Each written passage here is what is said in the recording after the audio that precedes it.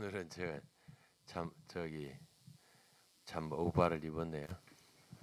예, 아무래도 감기기가 아직 완전히 낫질 않은 것 같아요. 예, 지난 수요일 날은 제가 종로에 그 원로 목사 총연합회에 제가 임원을 맡고 있는데, 예, 그곳에 수요일 10시 반마다 매주 예배가 있습니다. 그런데 이제 거기에 이제 설교자가 매주 바뀌어가면서 또 몇 번씩 하는 분도 있지만 저는 처음으로 그곳에서 말씀을 전하게 됐습니다. 거기서 전하고 오후에 또 신림동에 와서 저희 모임이 있기 때문에 거기서 또 말씀을 나눴습니다. 그때에 한 자매가 저에게 그 질문을 하나 했어요. 그게 뭐냐면 경륜이라는 말이 도대체 어떤 뜻이냐 하는 얘기예요. 그래서 오늘은 경륜과 이상이라는 제목으로 말씀을 좀 함께 연구했으면 좋겠습니다. 이 경륜이라는 말을 한마디로 정의하기가 참 어렵습니다. 헬라어로는 오이코노미아라는 말인데, 오이코스라는 말은 집이라고 하는 말이고 노무스라는 법이라는 말인데 집안을 관리한다 뭐 이런 뜻으로 원문 해석하면 그렇습니다.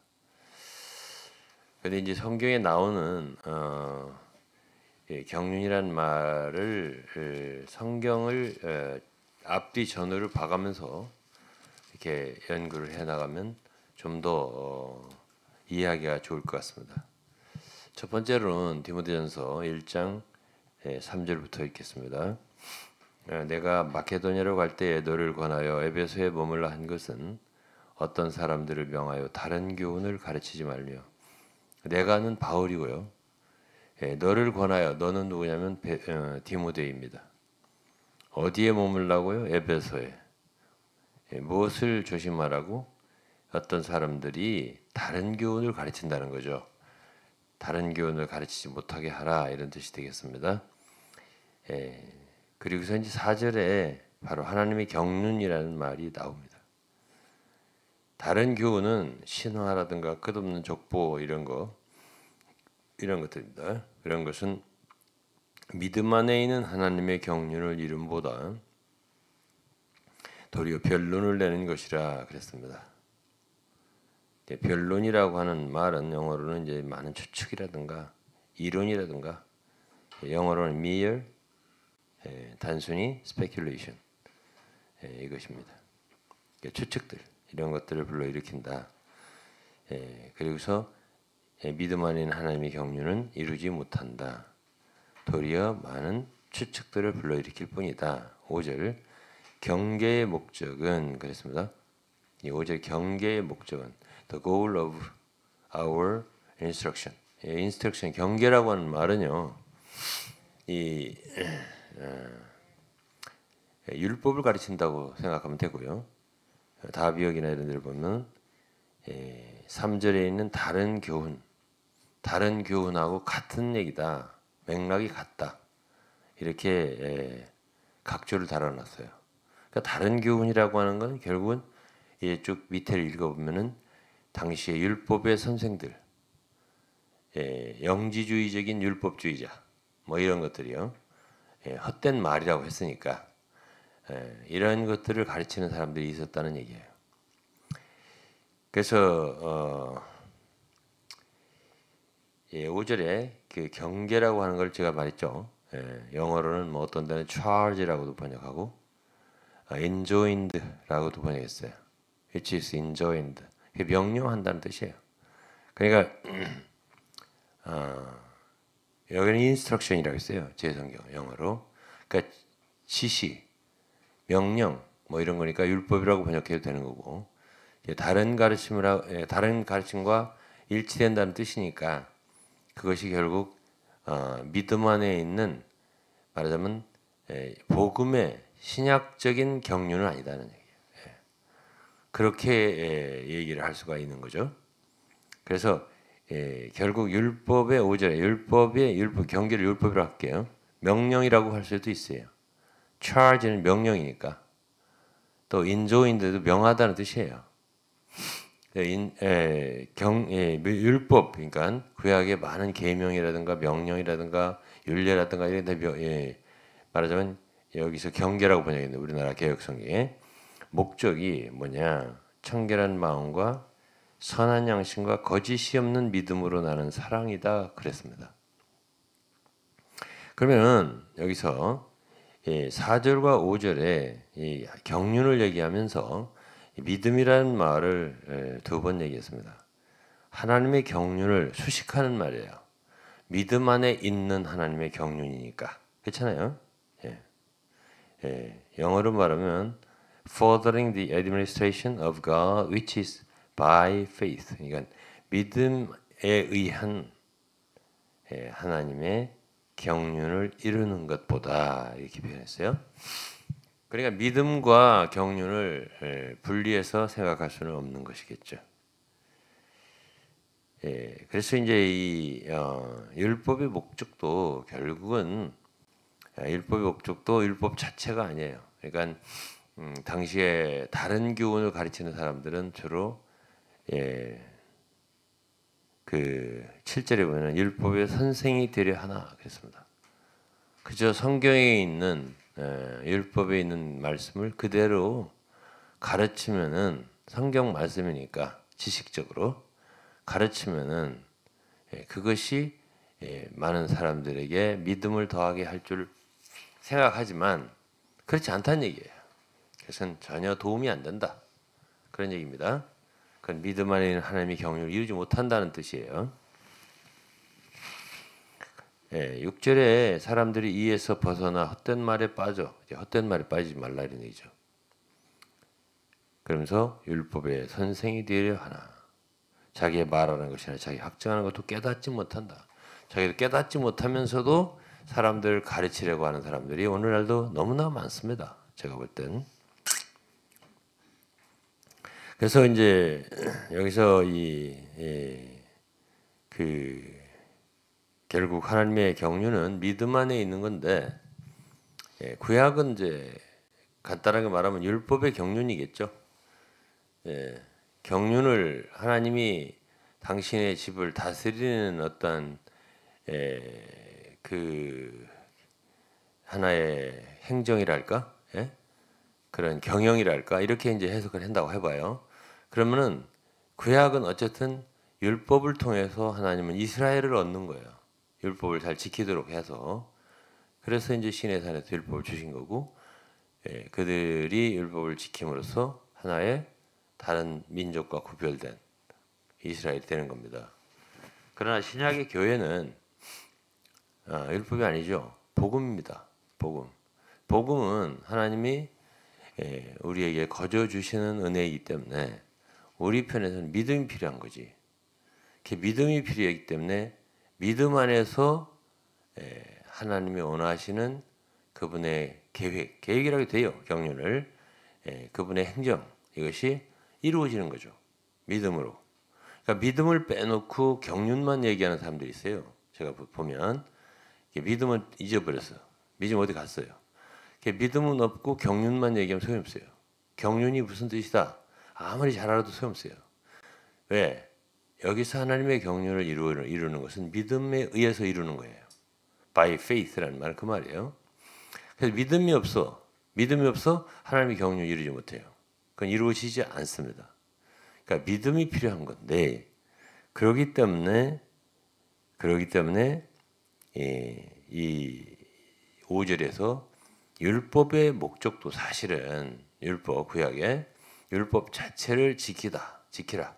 이거보다는 율법의 목적도 결국은 믿음이라는 얘기죠.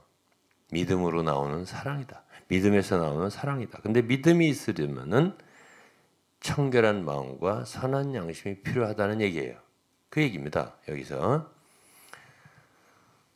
그렇기 때문에 결국은 이제 이 오이코노미라는 말에서 저는 이코노미라는 말도 나왔다고 생각해요. 경영, 하나님의 경영이라고 생각해도 되겠죠. 행정, 애드미니스트레이션이라고 있어요. 제 책에는 하나님의 행정이죠. 하나님 집안을 어떻게 관리하셔서 그분의 뜻을 이루시냐는 얘기예요. 이걸 이제 경륜이라고 말할 수 있어요. 근데 이제 이 말씀에서 결국 우리에게 정말 그 살아있는 참다운 거짓 없는 믿음이 없다면 참된 믿음이 없다면 그건 경륜이 이루어지지 않는 거라 그런 뜻이에요. 그래서 우리 거짓이 없는 믿음이 있다. 그럼 그 믿음에서는 반드시 뭐가 나와요? 사랑이 나온다는 얘기예요. 그래서 뭐 데살로니가 전서에도 있고 후서도인데 반드시 믿음이 있으면 역사가 있는 거고 사랑이 솟고 나오는 거예요. 믿음이 없기 때문에 사랑이 나오지 않는 것이거든요.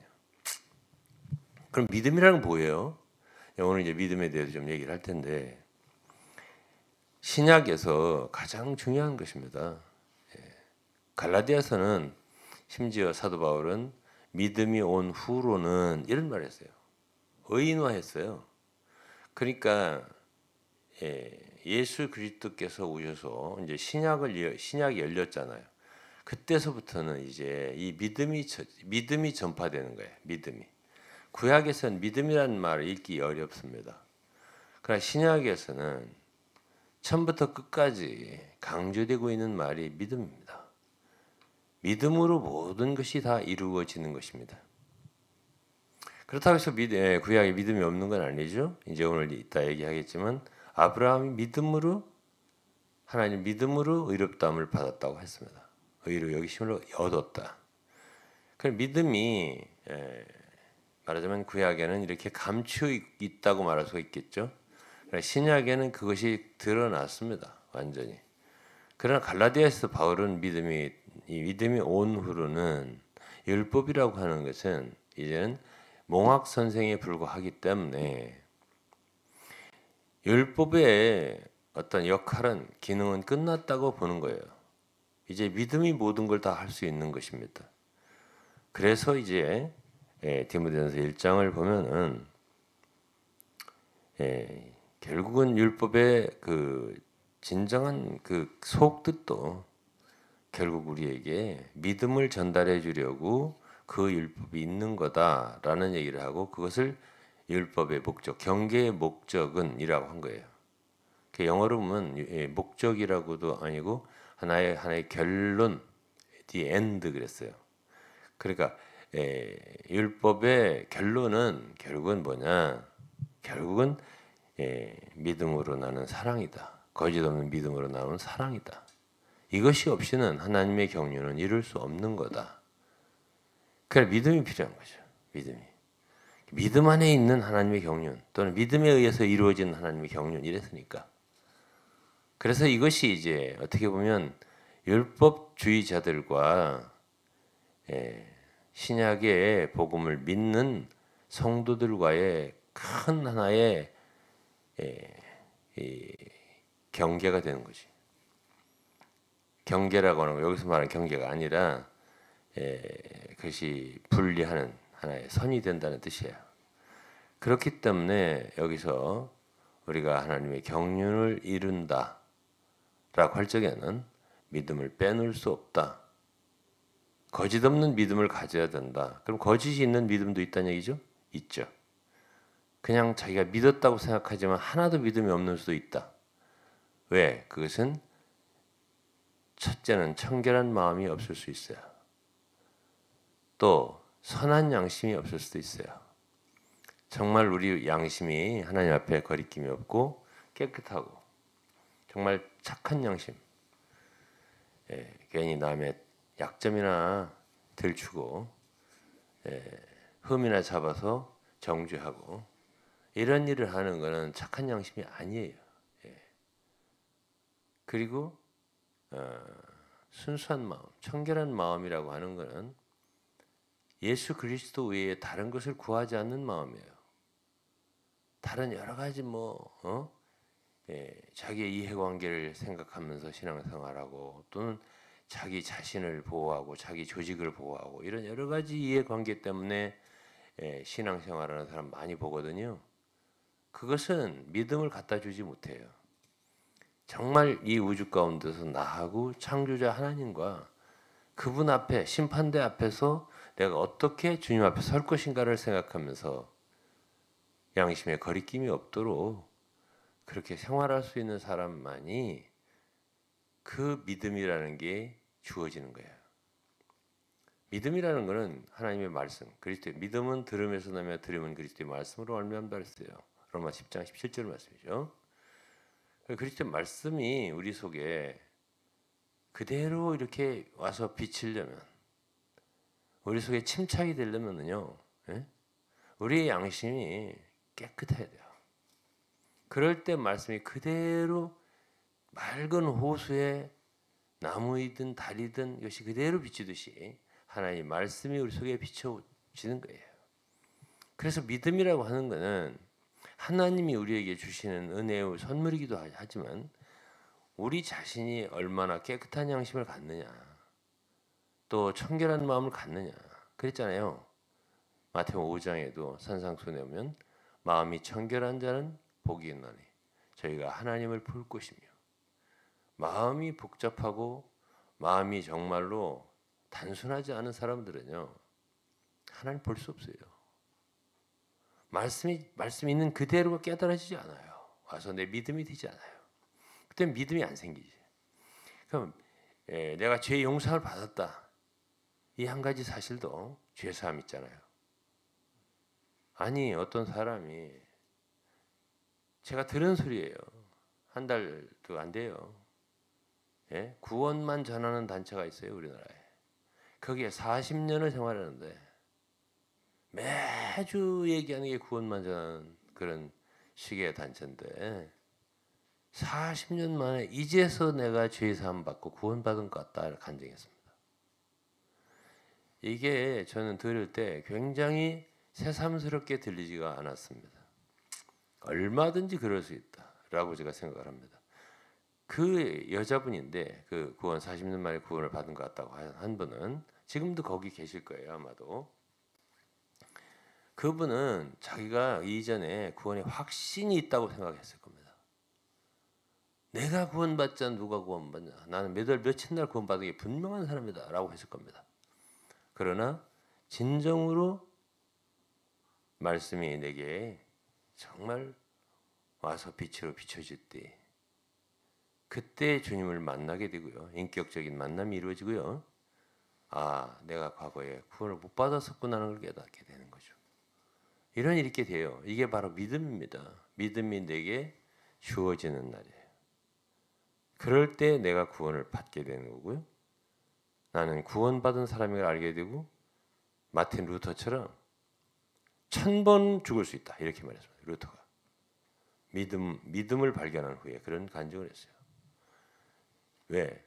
그런 확신이 있는 거죠. 나는 죽어도 주님 앞에 당당하게 의의 옷을 입고 나갈 수 있는 확신 있는 사람이 됐다라고 믿은 거죠.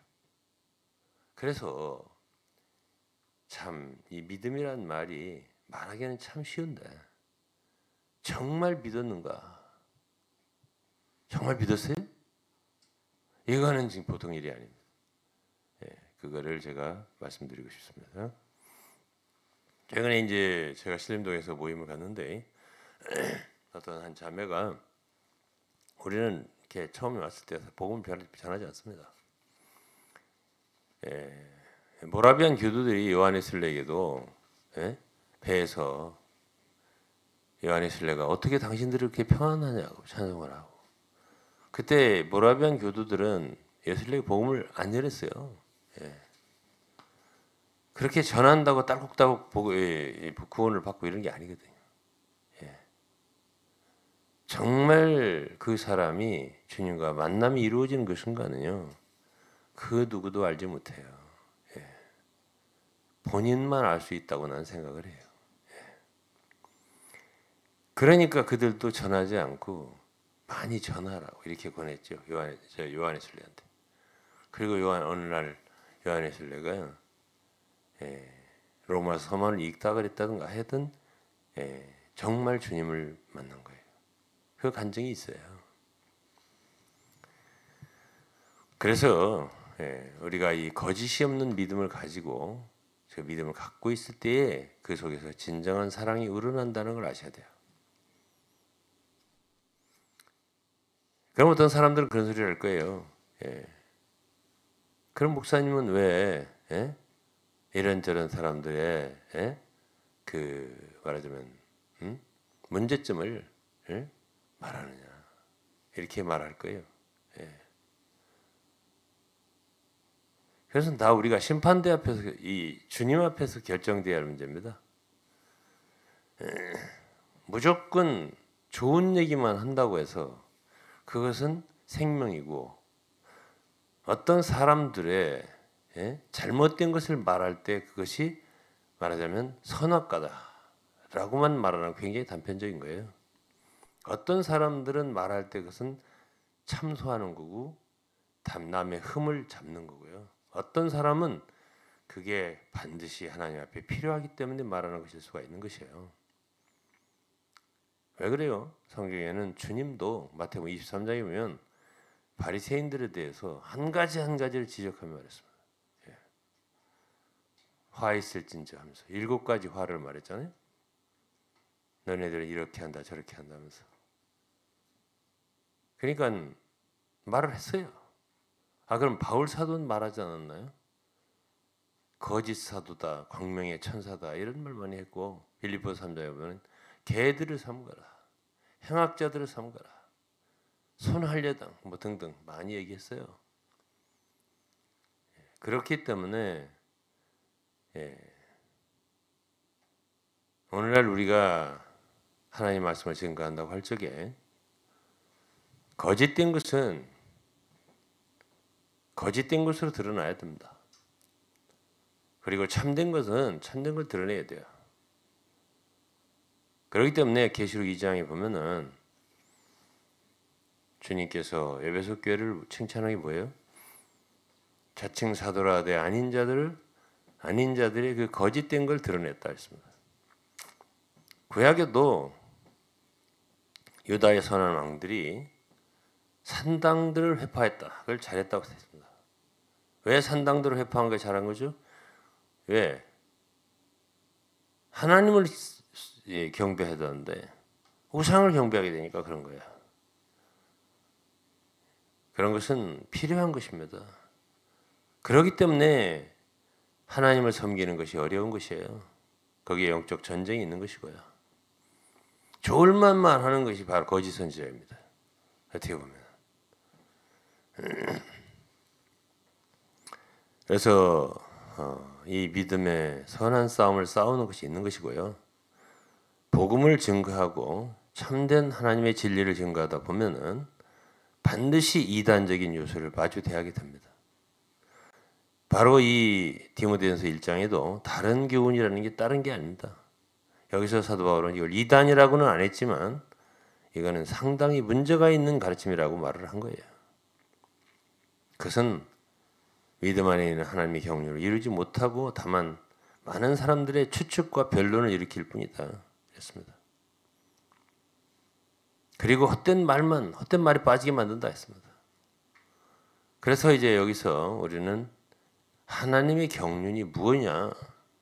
한마디로 말해봐라. 이건 참 대답하기 어렵습니다. 다음 이제 에베소서를 보겠습니다. 이게 말씀 9절 안에서 여러분들이 이렇게 느끼면 돼요. 이 경륜이라는 게 뭔가 이렇게. 자, 에베소 1장에 보면은 9절에 이런 말씀이 있습니다. 그 뜻의 비밀을 우리에게 알리셨으니 곧 그 기쁘심을 따라 그리스도 안에서 때가 찬 경륜을 위하여 예정하신 것이니. 여기에 때가 찬 경륜이라는 말이 나와요. 그렇죠? 경륜이라는 말이 나옵니다. 굉장히 귀한 말이에요. 이 단어가. 그러면서 10절에 보면 하늘에 있는 것이나 땅에 있는 것이 다 그리스도 안에서 통일되게 하려 하심이라 그랬습니다. 이게 하나의 커다란 하나님의 원대한 목적이에요. 어느 날 그리스도 안에서 그리스도를 머리로 해서요. 하나님은 만유가 조화롭게 하나로 통일된다. 이것이 목적이에요. 이렇게 될 날이 와요. 이것이 고린도서 15장에 나온다고. 다 그리스도에 복종케 되는 거예요. 그리고 그 나라를 아버지께 바친다 그랬습니다. 아들이. 그런 날이 와요. 이게 이루어지지는 않았어요. 오늘 어떤 사람들은 하나님의 경륜은 그리스도의 몸을 건축하는 거다. 지금 빨리 건축해야 된다. 그렇게 하는데 그것이 그리스도의 몸이 참 우리 가운데서 잘 건축됐다 해서 하나님의 경륜이 다 이루어지는 건 아니에요. 옷 좀 벗겠습니다. 또 말씀을 전하다 보니까 열이 나네요.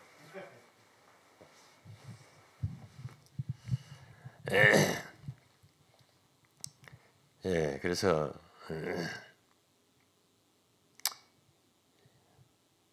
어쨌든 그 뜻의 비밀하고 때가 찬 경륜 이런 거하고는 다 관계가 있어요. 그래서 하나님이 기뻐하십니다. 기뻐하신 하나님의 뜻이고 비밀이고 이런 것이에요. 그래서 그 경륜을 이루시는 분은 하나님이시겠죠. 이루실 거예요. 왜? 이거는 때가 찰 때까지 얘기해요. 그리고 목적이 있어요. 만유가 다 그리스도 안에 통일되는 거예요. 이거 우리가 할 수 있는 일 아니에요. 왜 그래요? 그리스도의 몸을 건축한다고 해도 그리스도의 몸은 동서고금의 모든 성도를 다 통칭합니다. 동양, 서양 모든 그리스도인들, 동서, 고금, 옛 시대로부터 오늘날까지, 앞으로 미래까지 다 시간의 제약이 없는 거죠. 지금 이 시대에 뭐 건축자가 누가 건축자다, 우리가 건축하자 한다고 해서 아니 돌아가시 못하란 말이에요. 건축자라는 분이. 그렇잖아. 그러니까 이 건축이라고 하는 사상도 그렇게 쉽게 지금 우리는 몸을 건축하고 있다. 이게 에베소서 2장을 보면은 지어져 가느니라 이렇게 했지, 건축하자 이렇게 명령형으로 Let's do it 이런 식으로 하지는 않았거든요. 그러니까 성경을 해석할 때는 상당히 그 어감도 중요하고요, 섬세해야 됩니다. 우리가 뭔가 하는 것처럼 하면은 그것은 하나의 율법주의에 떨어지게 됩니다. 그 경륜이 뭔가를 알면 경륜이 이루어진다고 안다면 그건 영지주의에 떨어지게 되는 거예요. 모든 건 다 뭐랄까요? 비밀한 것이고 하나님의 영역에 있는 것이라고 저는 생각을 합니다. 다음에 에베소 3장에 보면은 2절에 너희를 위하여 내게 주신 하나님의 그 은혜의 경륜을 너희가 들었을 때, 여기는 은혜의 경륜이라 했습니다. 은혜가 없으면 경륜이 없는 거예요. 은혜의 경륜이잖아요. 아까는 믿음 안에 있는 믿음에 이루어지는 하나님의 경륜이라 했잖아요. 믿음이 없어요, 은혜가 없어요, 그러면 하나님의 경륜은 이루어지지 않는 거예요. 그 은혜의 전에는 뭐예요? 율법이겠죠. 우리 행위로 하나님의 경륜이 이루어지지 않는다. 그러니까 그랬잖아요. 이룹시다. 경륜을 이룹시다. 이렇게 하는 게 아니라 은혜로 이루어지는 거예요. 은혜로. 믿음 우리가 하는 게 아니죠. 믿음은 우리가 하나님을 믿음으로써 그리스도께서 성령께서 우리 안에서 사랑을 일으키고 역사를 일으키는 거죠. 그럼으로써 이루어지는 것들이기 때문에 그 경륜을 이루시는 분은 어디까지나 하나님이시다, 주님이시다라고 저는 믿습니다. 다음에는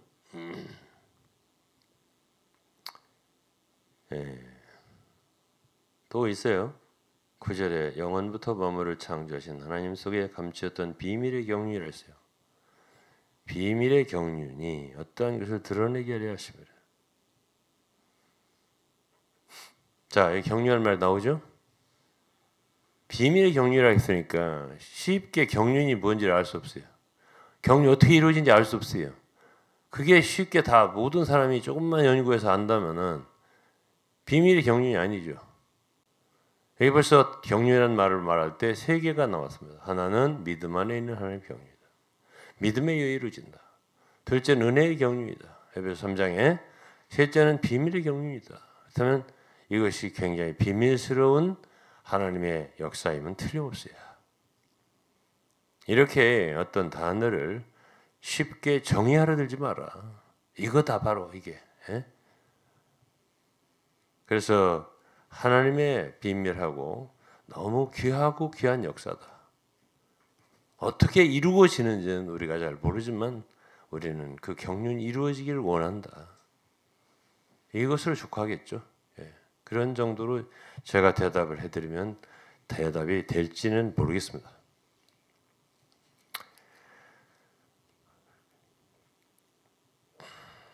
골로새서 하나 더 보겠습니다. 골로새서도 경륜이라는 말 나와요.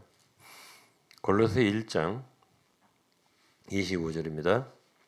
내가 교회의 일꾼 된 것은 하나님이 너희를 위하여 내게 주신 경륜을 따라 하나님의 말씀을 이루려 함이니라 그랬습니다. 여기서 경륜은 또 다른 뜻이에요. 똑같이 헬라어로는 오이코노미아인데 여기서는 바울 사도가 자기에게 주신 경륜이 있다 했어요. 그러면 이것은 뭐죠? 이것은 바로 율법이 아니라 바울은 사람들의 율법을 교육하는 사역자가 아니라는 뜻이에요. 그럼 뭐예요? 믿음을 전달하기 위한 사람들로 하여금 성도로 하여금 믿도록 하나님께서 믿음을 주기 위해서 주님이 직분을 주신 거예요. 바울에게. 거짓 없는 믿음으로 나는 사랑 이것을 산출해내야 돼. 그렇지 않으면 경륜은 안 이루어져. 그렇기 때문에 그러한 직분을 주신 건데 여기서는 스티어십이라고 번역을 했어요. 청지기 직분. 그러니까 경륜이라는 말이 하나님의 위대한 하나님의 집에 이루어지는 어떤 경영을 얘기할 때도 쓸 수 있지만은 사역자에게는 그 경륜이라는 말이 하나의 복음 사역의 직분으로 하나의 사역으로 쓰여질 수가 있다는 얘기죠. 그 사람에게 주신. 그렇기 때문에 한마디로 하나님의 경륜을 정의해서 이것은 뭘 어떻게 해서 뭐 분배하는 것이다. 이렇게 해가지고 정의를 해서 그것으로 생각해갖고 그 하나의 사고를 붙잡히게 만드는 이런 것은 굉장히 위험한 단편적인 사상이다. 라고 제가 말씀을 드리고 싶어요. 그래서 이제 이왕 얘기가 나왔으니까 디도서 한 군데를 더 보겠습니다. 디도서 1장을 보면은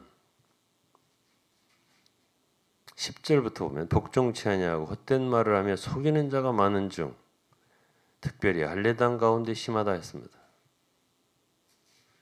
이게 틀린 믿음이에요, 다. 복종치 않고 헛된 말을 한다 이거예요. 아까 디모데전서 1장 똑같죠? 헛된 말을 한다 그랬죠? 또 속인다 했어요. 속여. 속이고 싶어 속였어요. 자기도 속았고 남도 속이는 거지. 그렇잖아요.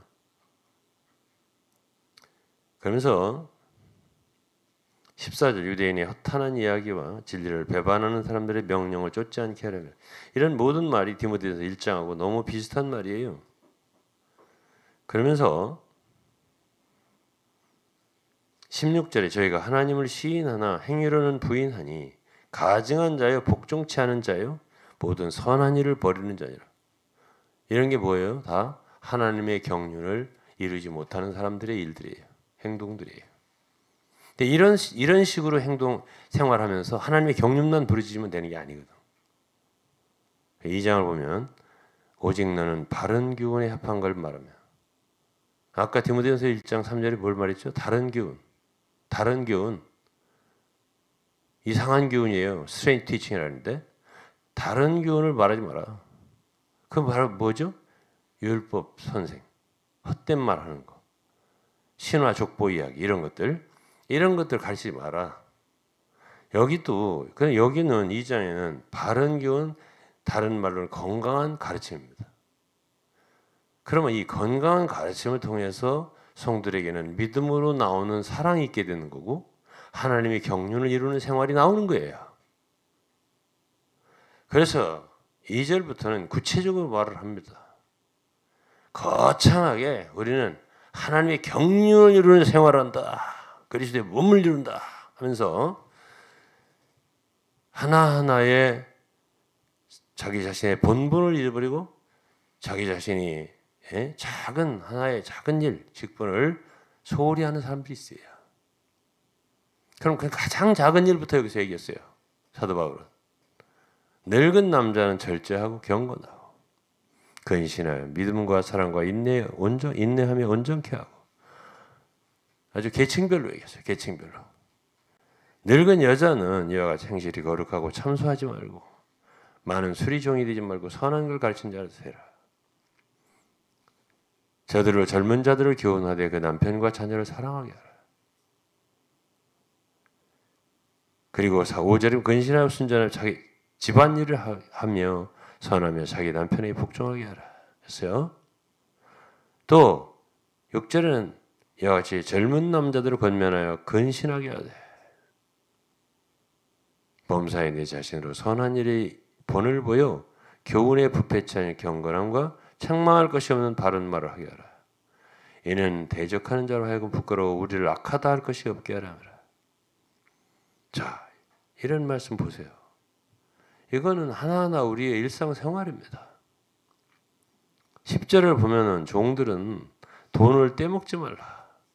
오직 선한 충성을 다하게 하라. 그래서요.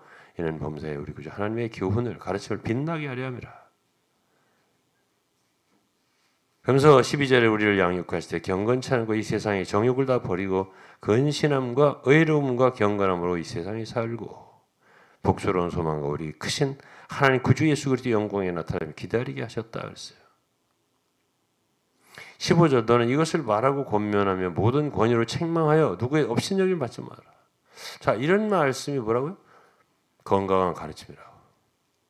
이런 것들이 바로 하나님의 경륜을 이루는 가르침들이라고 했습니다.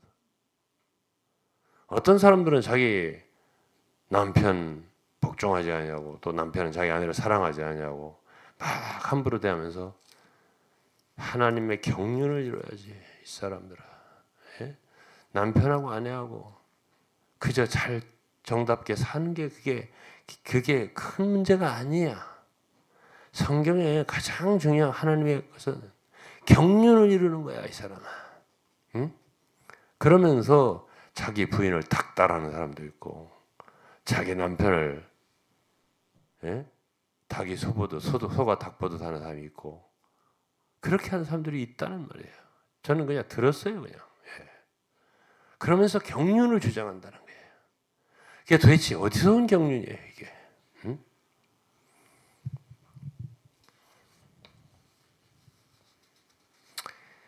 그래서 이 모든 것들이 속임수입니다. 잘못 가르치는 거예요.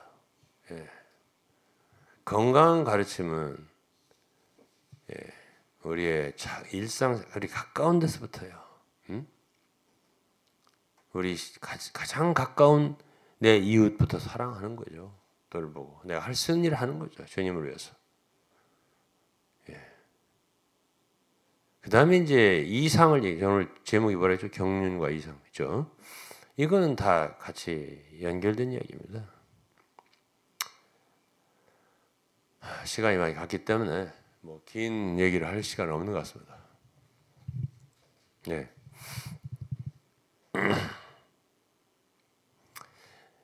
이상이 있네, 없네. 막 이런 소리도 많이 해요. 예? 예, 누구는 이상이 있다, 없다.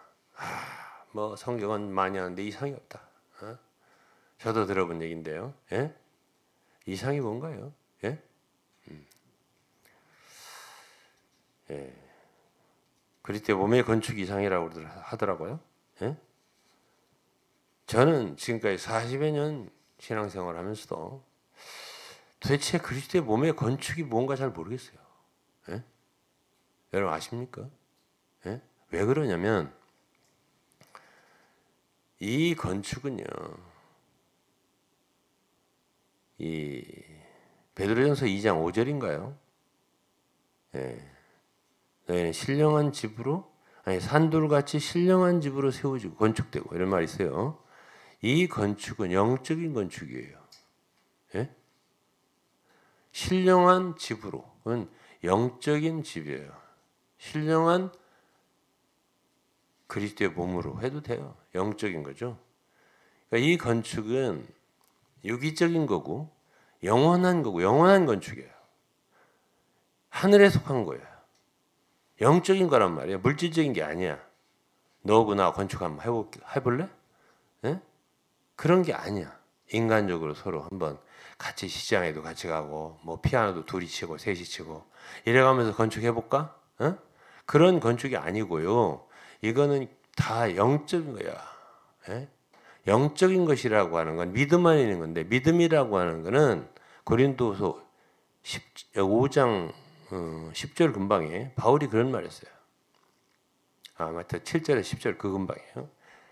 예, 우리가 보는 것으로 믿음으로 행하고 보는 것으로 행하지 않는다.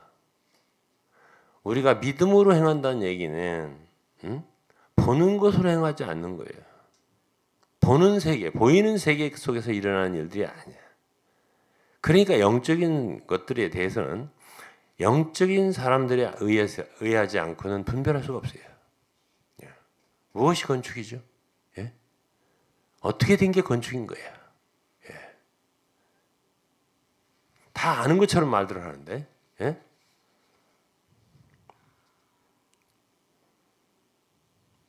바울은 자기를 지혜로운 건축자라고 말했습니다. 예.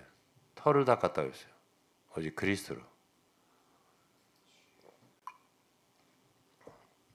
저는 솔직히 못 봤습니다. 지금까지. 오직 그리스도를 터로 해서 건축한 건축자를 하나도 못 봤어요. 진실한 말입니다. 제가 진실한 말이에요. 자, 그러면은 믿음에 대해서 몇 마디 하고 마칠게요. 믿음의 조상은 누구죠? 아브라함입니다. 아브라함은 뭘 믿었죠? 아브라함 뭘 믿었나요? 아브라함은 창세기 15장에 보면은 첫째는 아들을 주실 걸 믿었습니다. 근데 믿었고 그 믿음을 의로 여겼다고 했지만은 하나님이 모든 걸 하시는 분인 걸 몰랐어요. 충분히 믿지 못했다고. 그렇기 때문에 16장에 이스마엘을 낳는 실수를 한 거고 17장에 와서 하나님은 엘샤다이 하나님으로 나타나시면서 나는 전능한 하나님이다. 넌 내 앞에 완전하라 그랬어요. 완전하지 않다는 얘기지. 예. 믿음에 부족한 게 있어요. 바울 사도는 그렇게 말한 적이 있어요. 내가 여러분들의 믿음에 부족한 걸 도와주고 싶다고. 믿음은 데살로니가후서 1장이면 잘하는 거예요. 온전한 믿음에 이르도록 잘할 필요가 있는 거예요. 여러분들은 아브라함이 뭘 믿었는가 아세요? 99세 때에 아들을 낳았습니다. 그때 이제 그게 17장인데 창세기 웃었습니다. 나는 내 몸이 죽었고 사라의 태가 끊어졌고 경수가 끊어졌고 도저히 낳을 수 없는 아들 난다고 하시니까 그러면서 낳았어요. 낳기는. 이삭이죠. 이삭. 그 얘기가 15장부터 시작됩니다. 그리고 이 땅 가나안 일경을 네게 기업으로 주겠다. 이 두 가지 약속이 아브라함의 큰 믿음의 약속입니다. 네, 여러분들이 히브리서를 쭉 읽어보면은 기가 막힌 걸 발견하게 됩니다. 아브라함이 뭘 믿었나? 로마 4장을 읽어보고 히브리서 11장을 읽으면 아브라함이 믿은 건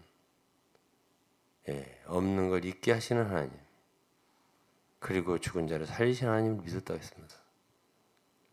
그런데요, 갈라디아 3장에 보면은 아브라함의 자손들이라고 하지 않고 자손이라고 했는데 이 자손은 그리스도를 가리켜 말한 거다 했습니다. 그리고 히브리서 11장에 보면은 이삭을 모리아산에서 제물로 드렸다가 다시 받은 거는 죽은 자 가운데서 아들을 다시 돌려받은 거라고 그랬습니다. 그리고 로마 4장 마지막을 보면은 아브라함이 믿은 것, 아브라함은 믿었기 때문에 의롭다함을 받았는데 우리가 구약과 신약을 연결해서 쭉 읽어보고 로마서와 히브리서를 겸해서 읽어보면 아브라함의 믿음도 결국은 예수 그리스도를 믿었다는 걸 알 수 있어요. 그의 죽음과 부활을 믿었다는 걸 알 수 있어요. 뭘 통해서 그렇죠? 아들을 통해서, 이삭을 통해서. 이삭이 하나의 예표구나. 그걸 어떻게 할 수 있어요? 신약의 해석에서 믿는 거예요. 신약의 사도들은 그걸 이해한 거예요. 그리고요, 가나안 땅도 약속의 땅이잖아요. 네가 지시할 땅으로 가라. 그 땅이 아브라함은 영원히 그 자손에게 주는 기업이다 라고 믿은 것처럼 우리가 구약을 읽지만은 히브리서 11장을 읽어보면 아니에요. 그게 아니에요. 그것 또한 예표예요. 예? 창세기 20장인가를 보면 그 그랄 왕 아비멜렉이 갔을 때 하나님이 그에게 말했어요. 아브라함, 이 사람은 선지자, 하나님의 선지자라고 그랬어요. 선지자는 뭐 하는 사람이죠? 예언하는 사람입니다. 그러면 그 땅을 기업으로 얻는 것에 대해서 아브라함은 어떤 믿음을 가졌을까요? 아브라함의 믿음 우리가 측량할 수 없어요. 우리가 믿음이라고 할 때 하나님 말씀 믿는 건데 말씀 속에 또 말씀이 있어요. 거기에 비밀이 있다니까요. 디모데서 3장에는 믿음의 비밀을 가진 자라야 할지 믿음의 비밀이 있다니까요. 예? 그러니까 쉽게 난 믿었다. 예? 그렇게 말하기 어려운 거예요. 그러니까 아브라함이 뭘 믿었죠? 이 가나안 땅, 주님이 약속하신 땅에 내가 왔고 여기 있지만은 이 땅은 내가 영원한 하나님이 나에게 약속하신 그게 아니구나 하는 거 아는 거예요. 그래서 사도행전 7장이면 스데반 설교 속에 그 땅을 한치도 기업으로 주지 않았다고 아브라함에게.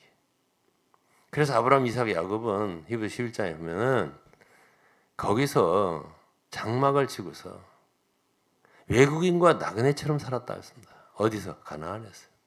가나안이 하나님 약속한 시잖아요. 그리고서 아브라함은 뭐죠?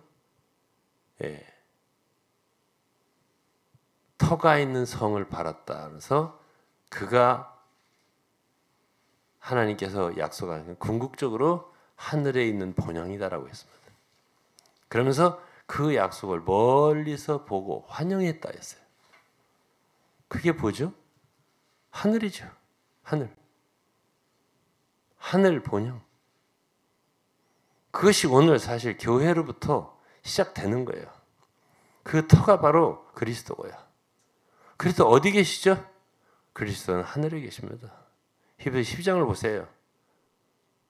너희가 이른 곳은 교회, 신약의 교회가 이른 곳은 어디예요? 그곳이 하늘에 있는 예루살렘, 시온, 그리고 그곳에 하늘에 기록된 장자들의 총회, 그리고 교회. 이곳이 바로 하늘이에요. 예? 교회는 그 터가 이 땅에 있는 게 아니에요. 땅에. 하늘에 있어요. 하늘에 있다니까. 예수 그리스도의 포도나무라니까 포도나무가 땅 속에다 뿌리 박은 것처럼 생각하는 사람들이 있는데 포도나무의 뿌리는 하늘에 있습니다. 어떻게 말하면 우리는 이 땅에 나그네와 외국인이에요. 예? 우리의 본향은 하늘입니다. 하늘의 시민권을 갖고 있어요. 빌립보서 3장 20절에 말했죠. 우리의 시민권 하늘에 있다고. 고린도서 3장에도 말했죠. 너희가 그리스도와 함께 죽었으면 이미 위의 걸 찾으라. 거기는 그리스도께서 하나님 우편에 앉아 계시다. 너희 생명이 그리스도와 함께 하나님 안에 감춰져 있다고 그랬습니다. 우리는 이미 에베소 2장 6절에 보면 그리스도와 함께 일으켜져서 하나님과 함께 하늘에 앉혀있다. 그리스도와 함께 앉혀있다 그랬어요. 우리의 이 교회라고 하는 게 어떻게 건축되나? 많은 사람들이 물질적으로 육신적으로 건축되는 줄 알아요. 영적인 것들입니다. 이 모든 게. 그렇기 때문에 이거는 굉장히 비밀에 속한 것들이에요. 함부로 정의할 수 없어요. 너는 교회다, 나는 교회다. 너는 아니고 나는 기다. 나는 기고 너는 아니다. 이런 식으로 교회를 함부로 말할 수 있는 게 아니에요. 예. 그래서 오늘은 이 정도만. 더 깊이 얘기하면 혼돈될 수가 있어요. 그렇기 때문에 저는 경륜이다, 이상이다 이런 모든 것을 함부로 말하지 않았으면 좋겠어요. 조심했으면 좋겠어요. 굉장히 비밀스러운 말씀들이다. 10년, 20년, 30년을 우리가 주님을 추구하고 주님 앞에 정말 빛을 보기를 바라고 그래도 깨닫기가 어려운 것이 이런 진리들이에요. 함부로 규정하고 정의해서 사람들의 머리를 갖다가 세뇌시켜가지고 꼼짝 못하게 끌고 다니고 종노릇하게 만들고 이거는 하나님이 절대로 기뻐하는 것이 아니에요. 성도들을 주님께로 이끌어주고 진리로 이끌어주고 믿도록 도와주고 정말 보이지 않는 주님을 정말로 우리가 항상 살아계신 주님, 내 앞에 계신 주님처럼 접하고 교제하고 기도하고 간구하고 그분 앞에 살고 이렇게 하면서 우리 개인의 생활, 우리 자신부터 변해가고 우리 안에서부터 그 믿음으로부터 나오는 사랑이 흘러서 내 옆에 있는 사람들부터 서로 사랑하고 그러면서 하나님의 역사가 우리를 통해 이루어져가는 그러한 무리가 됐으면 좋겠습니다. 하나님께서 사랑하는 성도를 축복하시고 또 이 말씀을 제가 오랫동안 말씀을 못 전했네요. 한동안 바쁘기도 하고 몸도 좀 안 좋고 그래가지고 이 말씀을 기다렸다가 들으시는 모든 분들에게 하나님의 은혜가 넘치기를 바랍니다. 마치겠습니다. 감사합니다. 기도하겠습니다. 하나님 아버지 감사합니다. 참으로 이 시대의 마지막 시대고 정말 거짓된 가르침이 횡행하는 시대이고 참된 진리가 가려져 있는 시대입니다.